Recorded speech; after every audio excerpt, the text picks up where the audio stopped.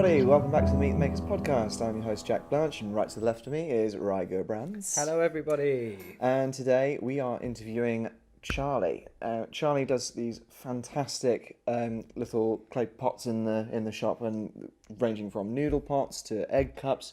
Right, tell us a bit about Charlie. So I met Charlie within the last year, so she's a relatively new maker to the shop.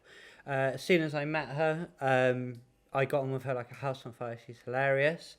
We didn't actually mention it in the podcast, but the first thing she said to me was, "You know why we're all mad, don't you?"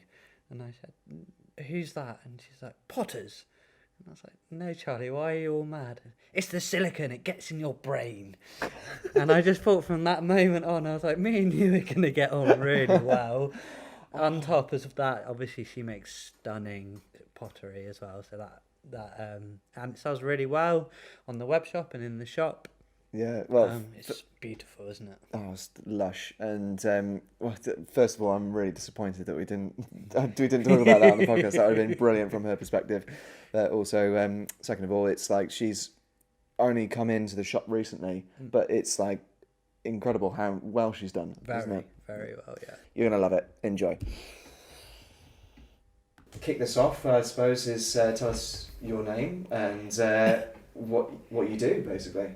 My name's Charlie Clock. I'm a potter, and I basically make stoneware, functional pieces that people might get a bit of pleasure out in their homes.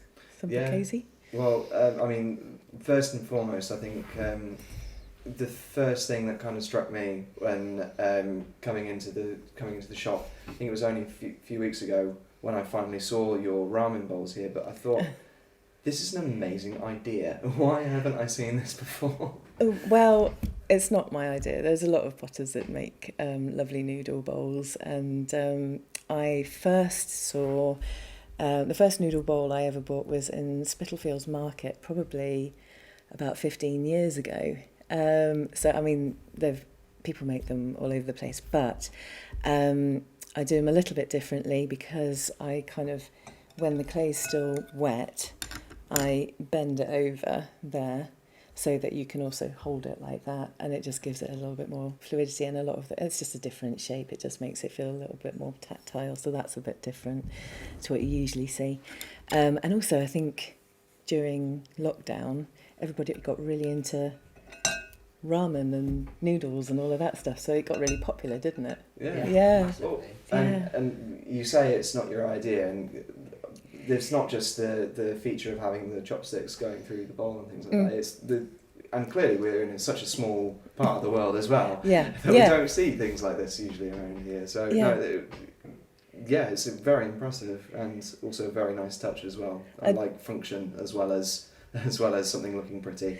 Yeah, you can use them like up on the shelf and make them look, like an actual display piece. So they work quite nicely for that, don't they? A feature in your kitchen. No. I did try and make like a mug version of them, but they weren't that popular, I suppose, because if you tip it up, it falls out the holes. I don't know. It didn't work quite so well. Well, don't ever make boats. So how did this come to be? How did you start making pottery and doing it full time, I guess? Well, I haven't done it all my life. I came to it as a sort of second career, and I was kind of doing an evening club over in Oxford. There was a kind of community group called Oxpots, and you just kind of went and played with clay. There wasn't anybody to really teach you the wheel, so I was sort of struggling away, determined I was going to teach myself the wheel, and failing miserably at trying to teach myself. And so I decided to have a couple of lessons with a really wonderful Canadian potter who's unfortunately moved back to Canada. But when I said to her after 3 lessons, I'm completely addicted and I want to make a 5-year plan to become a pottery teacher, she didn't laugh me out the room. She actually sort of said, "Okay, brilliant, how are you going to do that?" And encouraged me to look for apprenticeships or talk me through what I might need to do.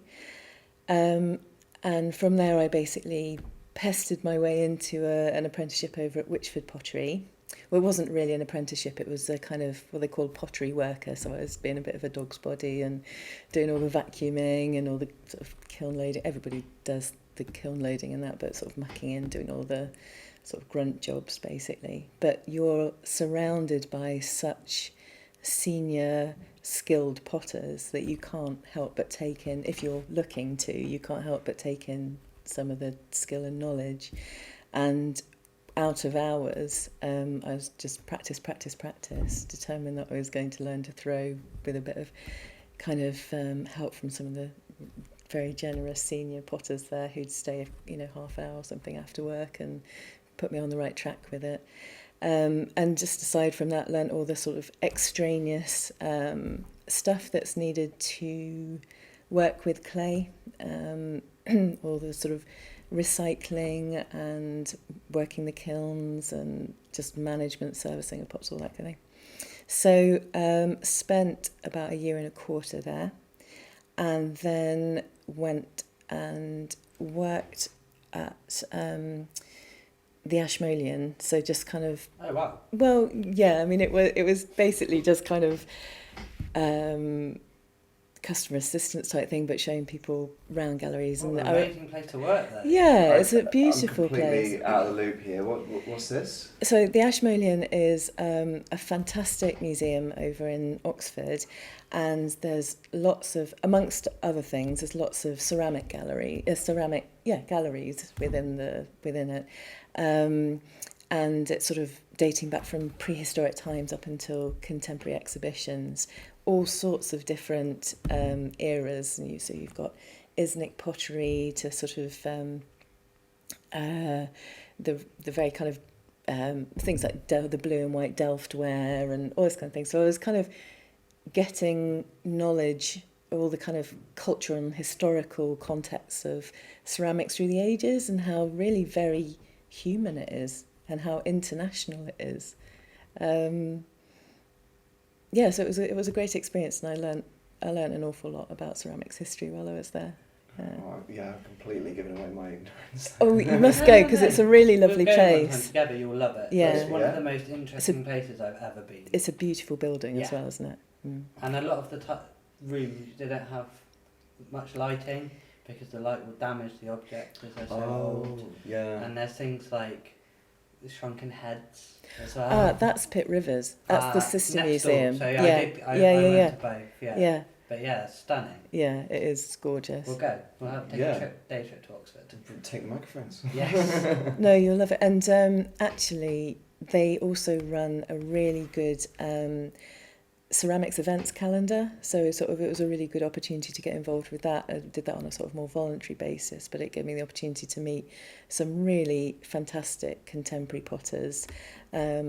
Some of my heroes, like Lisa Hammond, who has set up a thing called Adopt a Potter, which enables people to run a subsidised apprenticeship scheme if they want to take somebody on. It's kind of, the idea is that you're passing on skills to the next generation. So she's this amazing woman, and she's set up all sorts of educational facilities. Akiko Hirai, who's an amazing Japanese potter, Rupert Spira, all these people came to the Ashmolean and did talks and events, and so it was a good experience from that. And then alongside working there, I was basically in order to have access to a studio, I was teaching the courses for an American potter who's based in North Oxford called Illyria Pottery. In exchange for running her courses, she let me have access to her studio. So from there, I kind of continued making and started getting little commissions, and that's where I kind of started Little Earthquake Pots. Just began it really, very sort of small, safe way, and then moved over to Nailsworth and set up the pottery, the actual pottery in the business in earnest, and that's kind of how. And all that happened within the 5-year aim. So I was just incredibly lucky just a lot of hours and a lot of determination and just foolhardiness. I struggle to meet my 5-week. 5 years, maybe a bit easier. Yeah. Oh, brilliant. How do you go about conceptualizing an idea? So saying, okay, here's what I want to do, and then take us through the process of actually making it. And so, say, for example, a noodle bowl here. And what makes you decide what shape it's going to be, what colours and all that sort of thing? How do you go about that process? I'm not really sure in terms of conceptualising. I suppose, I mean, a lot of it is, you know, obviously it's very functional stuff, and so I'm kind of going with, very often it's people who've made a particular request for something. So I can't claim any particular creativity on that score really yet, although I have promised myself I might sort of try and sit down in the pottery and make a bit of time to try and be creative. But so it's usually kind of, you know, somebody's requested something, or maybe I've seen it at one of the ceramic fairs. I'm also involved in the art in clay fairs, and that you can see hundreds of other potters who just, you know, really fantastic potters who have made amazing things. So I might kind of pick up some inspiration. We kind of feed off each other for that. And then, yeah, go into the studio, play around with a few shapes. It's quite difficult at the throwing stage to see what the end product's going to be like, because there's so many stages until you get to the end product. So you have to see it all the way through to know if it's going to work and be a nice thing. But you make the piece, so whether you throw it or hand build it, I usually throw it, which just means making it on the wheel, and then it dries out, gets to probably the next day, it gets to what we call a leather hard stage. So all the kind of water's kind of dried off it enough for you to be able to hold it, and it doesn't just squish. At that point you wire it off, turn it upside down, and then you maybe trim the base of it, so you might kind of just neaten up the bottom. Then it sits on the shelf, and the bit with it sitting on the shelf is the bit that takes a really long time. So that's, you're trying to basically dry it out enough for it to go in the first kiln.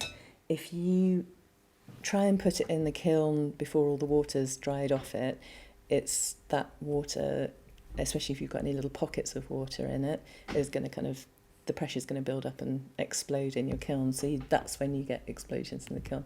So you want everything to be as dry as possible. It goes into first kiln, which is called the biscuit kiln. And that, I use a gas kiln, so it's a live flame. And you slowly raise the temperature, usually over sort of 8 to 12 hours. It might be longer if you're putting in pots that you're not totally confident are completely dry. Because mine's a gas kiln, I have to sort of like turn it up gradually, so I have to keep going back to my kiln sort of every half hour or something to do it. And then it reaches about 1,000 degrees, and that's when you turn it off and you let it cool down, and it mirrors the same like schedule coming down as it has gone up. So if you've made any mistakes at any point going up, it's going to make the same mistake on its own going down, which is quite a weird and annoying thing, but anyway. And then when it's cool enough, you can glaze it. That's at that stage when it's bisqueware. It's still a little bit porous, but it's vitrified, so it's not malleable anymore, but it's you couldn't put, hold liquid in it because it's not, it's still porous. It's at that stage that I'll glaze it, and that I'll do sort of decoration on it. And then you put it into another kiln, which is, well, it's the same kiln, but it's a different temperature schedule. And because I'm using stoneware, I generally take it up to about 1250 degrees, roughly. So that, again, right. That's a kind of, sort of flames coming out the roof and that kind of thing. So it's, but it's a really, really slow process, probably, again, about 10 or 11 hours. And then when it's cooled down, it's ready to pack up and bring over to Made in Stroud shop. I never knew that there was that many hours involved Yeah. in the firings at all. That's Yeah. quite amazing. Yeah, it's a I'm long never time. making a plot. I will blow something up. It's a really silly way to try and earn a living. It's really silly. But look how beautiful they are. Yeah, that's the trouble. I can't not do it now. I remember you telling me, so this orange glaze and the yellow Yeah. are the same glaze. Yeah. But it's just the amount of oxygen, right? That Yeah. gets in. Yeah. That creates the colour. Yeah, that's right. So this glaze has, in the ingredients, it has copper carbonate in it. So if you allow a lot of oxygen, air into the kiln, it also has an orangey stain, which is what stops it going from green, but it will go very light. It will go like a very yellowy colour. If you do what we call a reduction kiln, which is where you starve it of oxygen, then it looks very sort of this really intense, beautiful red. Yeah. And you can do a lot. That's why I really wish that they would teach glazes in school as part of their chemistry lessons, because I think applied chemistry, you can learn an awful lot from the different effects of chemical reactions to oxygen and heat and all the rest of it. It's amazing. It's an alchemy. Useful things though, they wouldn't do that. Yeah. And people that are not particularly science minded, I think it would help trigger them. help people feel engaged. Yeah, get their brain going, definitely. Yeah. Well, it's all about context, isn't it? It's like, okay, this is, it might be a very important lesson for me to learn, but how does this actually apply to what I'm going to be doing? And I imagine if, they learn about, well, I remember just going back to when they were teaching us, we were doing clay work at school, and it was the season to be doing it, and it wasn't me who did it, it probably wasn't even my class, but someone did break the kiln and everyone else's things inside it because they put too much water in it and didn't leave it to dry, and it exploded. It was a big thing. At the same time we were probably learning about what gives flames different colours in chemistry, and it's like, you wouldn't think that the two could combine. Yeah, completely. And actually, it's interesting you sort of say about kiln management as well, because I do say to my younger students that, sort of building of the kiln and looking at the way that works is a really good entry way into physics as well. So, pottery really does cover all sorts of skills and areas, academic areas. You've got the one, everybody thinks of it as an artistic pursuit, but it's very, very practical. And you also cover your chemistry in the glazes, you cover your physics in the kiln building or kiln arrangements, and then if you want to make any kind of business of it, you're looking at accountancy, business, communications, all sorts of things. It's it's a really good way of covering lots of bases for kids, really. Also, I suppose having a functionable product as well. So you have to think outside the box a little bit and try and make whatever it is you're making serve multiple functions. Like you've done the little divot in the, I don't know if you call it. But we will now. We will now. You've got the little groove. There you go. That's a better word. You've got a little groove at the top of your bowl here, which serves not only as a place to rest the sticks, but also a way of holding it and things like that. Is there? I'm very curious. Do you have any other products that you've kind of figured out how to give multiple functions to? Not necessarily multiple functions. I can't think of anything. But what I really try and do. I can think of one. Can you? The plated egg cups. Okay. Yes. Yeah. Courtesy of your customers, actually. Yes. Yeah. So Charlie makes these beautiful plated egg cups. So they're about so big round, and then they're for putting boiled eggs in. That was the original function. And having soldiers on the side. Yes. Shall I go and get one? Can you fit? Do you want to squeeze through? I can probably get one. It was leg day for me today, so I could get it if you want.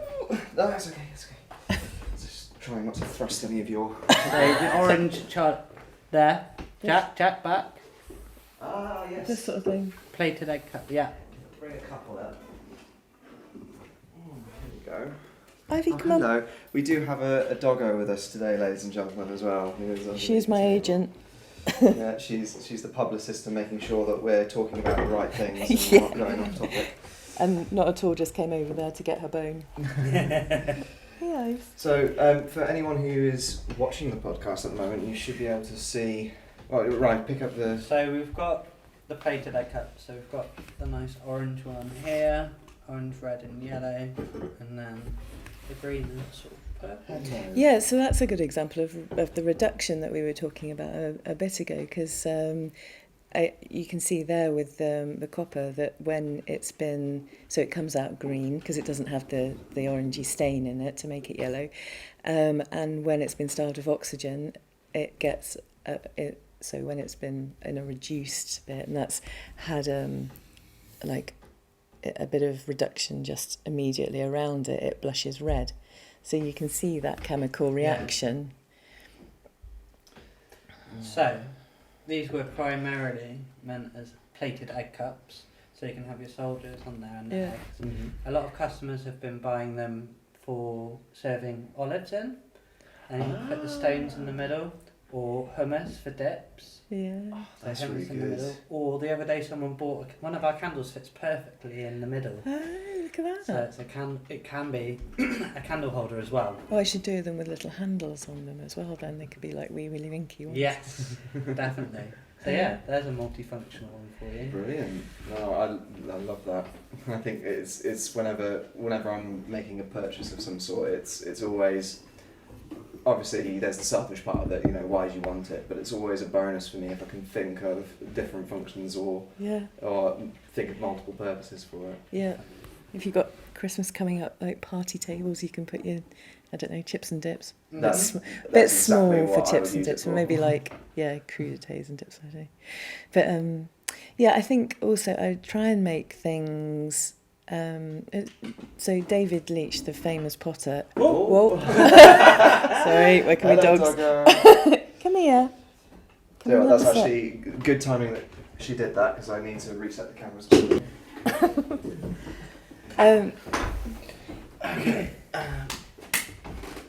We are back. Yeah, David Leach, the famous potter, talked about what he's aiming for was pieces of crockery that would become an extension of your arm, in the fact that they'd have the right balance and the right kind of feel. So, you know, if you're holding a jug, it wouldn't feel awkward. It would feel like you could easily lift it and, you know, pour it, that kind of thing. So with that in mind, I kind of try and have anything that you're going to be holding, like you'd want to continue holding it.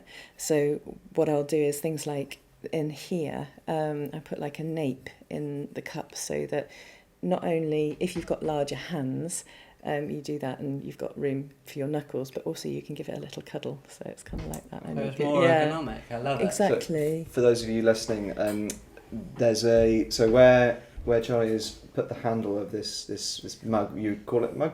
Yeah. Okay. There's like a little groove going along the inside of the handle on the actual mug itself, so you can actually, you can squeeze your big fat fingers in there and get your arms around it and things like that. I imagine as well, it'd probably make it easier to pass to somebody, because out of all the hot drinks I've made for people, it's always tempting to just like hand it over like that. Yeah, and then they have to grab the whole hot bit. Yeah. Yeah. No, you can just go like that, pass it over. And, it's beautiful. Just makes it nicer to hold, and you can sort of sit there, you know, everyone sort of cradles your cup and... Yeah. We haven't actually mentioned anything about the little illustrations that you've got on here either as well. This one has a couple of hairs on it. Mm-hmm. Yeah. And you're doing this as well? Yeah, so each piece is individually... I decorate each piece individually. There's certain designs that crop up again and again because they're popular and they're nice to do. I choose things like hares, foxes, owls, things like that, because they have we have a really deep folkloric connection to them, so people are kind of drawn to them anyway. You know, it means a lot to people, the moon gazing hare, and and also British wildlife is really precious, you know, so sort of celebrating that really. Try and make them a little bit seasonal. But yeah, so and I'm also really into kind of illustrated books. Grew up with a lot of illustrated literature, so try to sort of bring that love of illustration through and do it, make them each piece individual. And Oh, they're beautiful. Thank you. They're beautiful. Did you study illustration then? No, it was You something that I kind of felt like I wanted to be when I was a kid. You know, I thought I might want to be an illustrator, and it was, you know, or you don't want to follow an artistic career because there's no money in it. But then you end up kind of doing something, you know. Yeah, well, more clearly, difficult. whoever said that never met you. It's I love doing it. So it's just pure joy, really, and just kind of my background was in literature, and yeah, just kind of like bringing those stories through. I love that, and I'm an absolute sucker for the breaking the kind of like struggling artist stereotype and things like that. It's like, Yeah, no, you're doing what you love, yeah, which means you're going to be doing it anyway, regardless of whether or not you're going to get paid. yeah. And that's this kind of the secret sauce, really, that people keep on forgetting. It's like, Yeah. no, don't wait until you're getting paid to do it. Do it because you love doing it anyway, and then getting paid will happen. Obviously, the whole do something you love and the money you'll never work a day in your life mentality is rubbish. No, it's not true at It's all. rubbish. It's going to be be tired all the time. Yeah, exactly. But Yeah. the sentiment that you're going to be doing it regardless of whether or not you're going to be making money, Yeah. just organically means that you will make money from it eventually. Yeah, completely. I think passion comes through in whatever you're doing. So, you know, if you're passionate about it and you're prepared to work hard, at least in the beginning, then it kind of, you know, it's quite infectious, and people want to be a part of that and have a part of that, aren't they? I mean, I used to have jobs that were better paid, sort of management positions, and I think the trouble is when you are doing that, you end up spending quite a lot of that salary on things that make you feel the way you would feel if you were doing what you love doing as a career. So you do, you know, you spend that money on stress relieving activities, and so I don't know, I don't Fill in that void. Yeah, I don't necessarily put you know, obviously there's a balance and you sort of choose your stress, don't you? But you know, I don't put that much store by money particularly. No. Well, I mean, obviously I'm trying to bring it away from being too self-help here, but yeah, it's the point in bringing this all up is the fact that you have an excellent range of products and Thanks. beautiful range of products as well. So it's not just oh yeah, I've look at me, I've made a wonderful thing. It's like, no, you actually have made a wonderful thing that is actually of use and value to other people. And people love them. They come in, and even if they don't buy, say, the ramen bowl or the mug, they'll pick them up and they'll touch them, and then they'll put them back carefully, and they're like, that's really nice, and they start talking about you and what you do, and yeah. It's lovely. I think there's a growing awareness of handmade crafts, isn't there? Definitely. Yeah. For sure. Well, I mean, I think it's really difficult not to think of that scene from Ghost or whatever it was. I'm sure you get that plenty of times, but well, yeah. Before the whole COVID thing, I was doing a thing called a clay date as something that I was doing to also to bring a bit of an income, and. I think I know where this is going. No, well, you know, there's nothing dodgy about it, I promise. It's just, until you said that, I would have believed you. Trust this place. Yeah, so it would be that a couple would, or not necessarily a romantic couple, it might be a, you know, father-son or, you know, friends or whatever, and spend a couple of hours and take turns on the wheel, and I'd sort of give bespoke tuition. It was sort of a really relaxed, enjoyable way to kind of have a bit of an introduction to pottery. But it is, because I called it a clay date, and that's what it is on Facebook as well, people would think it was perhaps more of a ghost scene. And, you know, it was a couple of times I had to sort of say, no, there won't be candles or, atmospheric music. What's the name of the song in the background? Barry White playing in the background. Exactly, because I'm not Whoopi Goldberg, and I'm there, so I bet you get that all the time, so I'm so sorry for bringing it up. It's too funny to ignore. yeah. One thing we haven't touched on yet. So you mentioned obviously you started Little Earthquake Pots in Oxford. Yes. But one thing that I don't know, and I would like to know, is why did you choose to call it Little Earthquake Pots? Little Earthquake Pots. It's from the Tori Amos track, Little Earthquakes, and it also sounds quite elemental, but really, the song is kind of partly about, the things that are really kind of important to us are, it causes lots of little earthquakes in our life, it causes lots of, sort of instabilities and difficulties, and it's kind of, they are only little earthquakes, so sort of keeping perspective and going through it, and anything that's worth doing is kind of worth enduring those things, and you can't, if you're kind of drawn to do it, then you're going to experience those things, and that's where the passion comes through and all of that. So it's kind of that and a bit more, but I won't go too self-helpy again. No, please carry on. Please, I only said that because I'm the one who kind of. I only said that from my perspective, Okay. not yours. Like, if I start talking about it, I won't be able to stop. I need to remember we're making a show here. But if you're taking it to that place, please carry on. Please do, because that was really interesting. I was like, Okay. wow. Well, yeah. So it's basically all the sort of following a career in ceramics, like any arts or creative based career, you've got to endure lots of trials and tribulations, and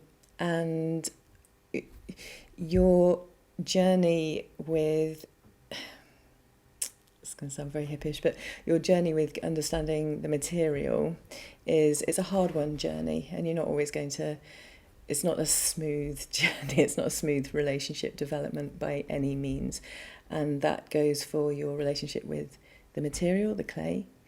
It takes time, it takes patience, but also your relationship with people that you might work alongside, so maybe your students or your colleagues, but also yourself, because your relationship with your own creativity it's a very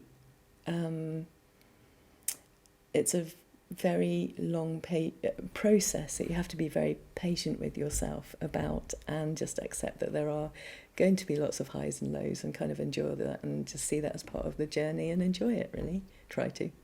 That's amazing. I didn't know it was that deep. That's awesome. I love it. Absolutely love it. Yeah. Plus, it's a really good song. Yeah. Yeah.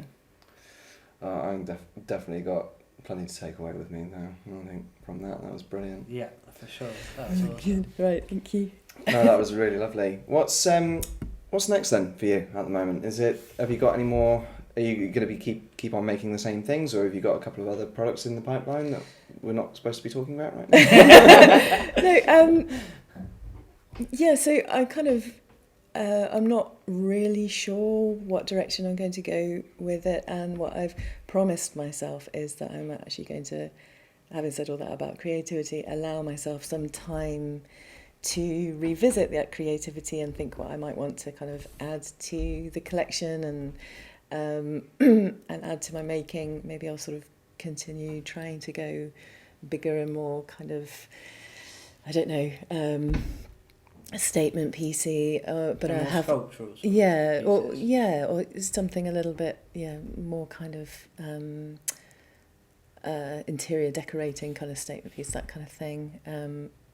I got quite a love of all things Italian, so I might try and bring some of that into it in terms of design, but also got a few fun ideas for Christmas. I don't know if I should say about that. Yeah, do it, because, why well, not? I don't know, but case it doesn't happen, in case I don't do it. Right. There'll always be the web shop. Yeah. Well, I'm sort of hoping also to kind of like try and make some chess pieces and things like that. So I think that might be a really nice special thing for Christmas. But watch this space, and it might happen. I don't know. Just hope that I haven't got too many noodle balls to make, otherwise I'll never get around to it. Well, Charlie, thank you so much for coming down. Thank you for having me today. Right, did you have any more questions that you wanted to ask? I don't think so. That was really, really lovely. I've just been completely swept away. It's really nice. It's been really nice to chat to you guys. Oh no, it was very. Thanks for joining us on Meet the Makers. Yeah, and for hosting Ivy as well, sat there quietly in the corner. Well done, Ivy. With her bone. Your publicist. How do we do? Do you reckon we covered enough? She's asleep. She's asleep. No, yeah, thank you so much for coming down. And if anyone listening or watching the podcast at the moment would like to pick up a noodle pot or an egg cup / plate or any of Vase or mug. There's so many. Serving bowls. Yeah. Just come on down to Kendrick Street in Stroud, and Or have a hit look. up the web shop as well. So it's maidenStroud.co.uk. Charlie's whole range of what we have is on there, and it's always updated. Yeah. But be quick, the noodle balls go very fast. Yeah. Can keep up with the making. No, thank you very much, Charlie. It was Thank you. really good Pleasure. chatting with Yeah, you. thanks for coming.